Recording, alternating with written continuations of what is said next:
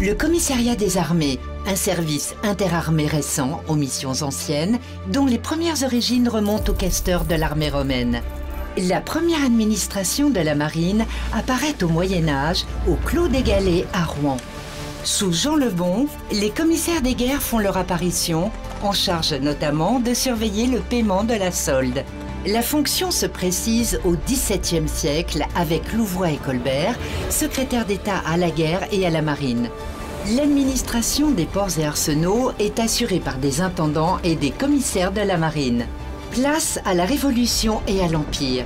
Les commissaires des guerres et les inspecteurs aux revues se partagent les attributions de l'administration militaire de l'armée.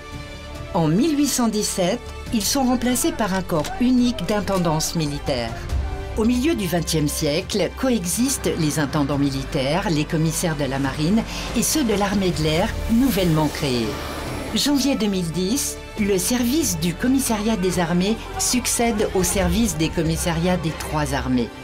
Le SCA relève désormais du chef d'état-major des armées. 3 ans et une fusion plus tard, un unique corps des commissaires des armées intègre certains corps techniques et administratifs. Et c'est aussi en 2013 que l'école des commissaires des armées est créée. Le mouvement est lancé.